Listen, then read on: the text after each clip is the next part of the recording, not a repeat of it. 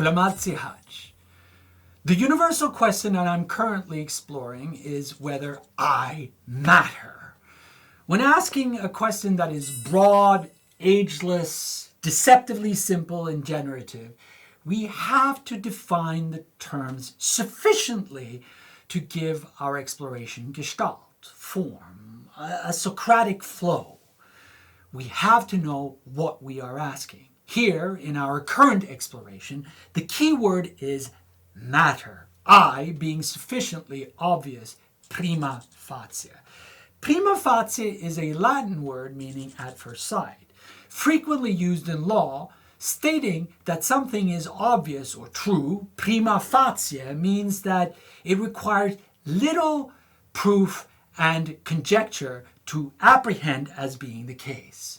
When I say that the meaning of the word I is obvious prima facie, I don't mean to say that it isn't a term worth exploring.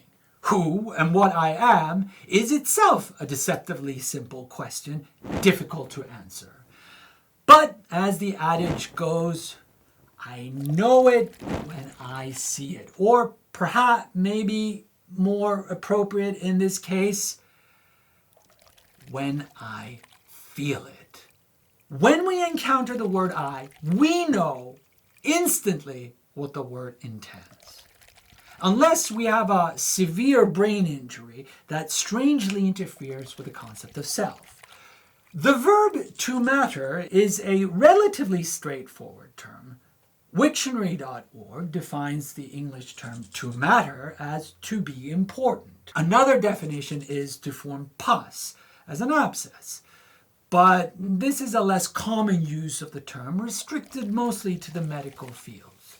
In asking, do I matter, I'm not wondering whether pus is exuding from my body.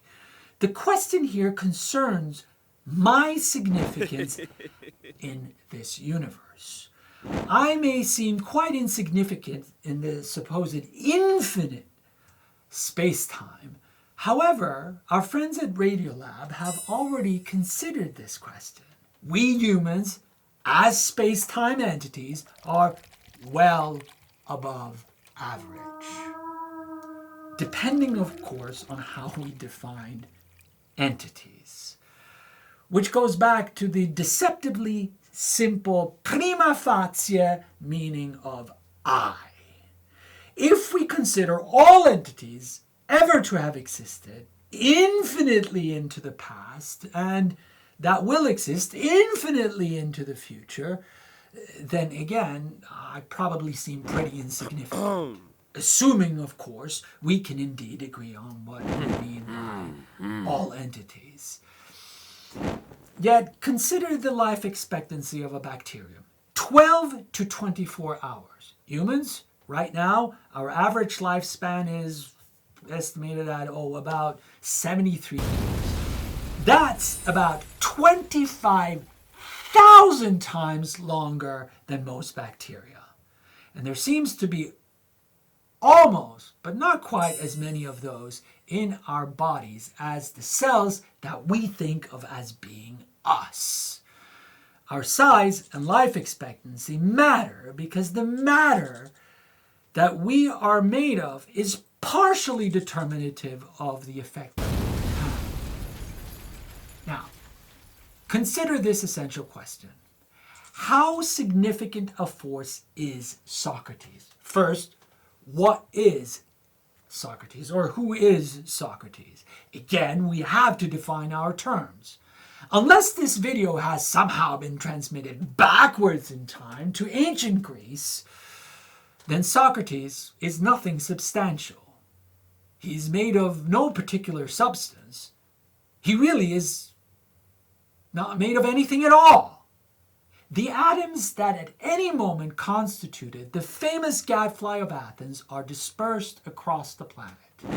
Some have even potentially been transformed into electromagnetic radiation, traversing the immense space and time beyond the confines of our little blue planet.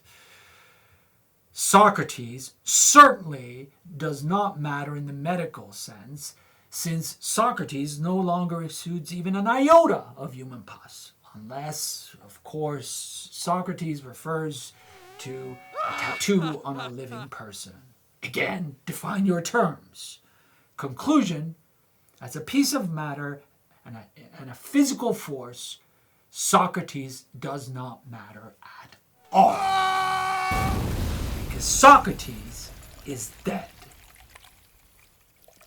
Of course, Socrates here does not refer to the actual, real Socrates that once roamed the bustling streets of Athens. So, again, how significant a force is Socrates?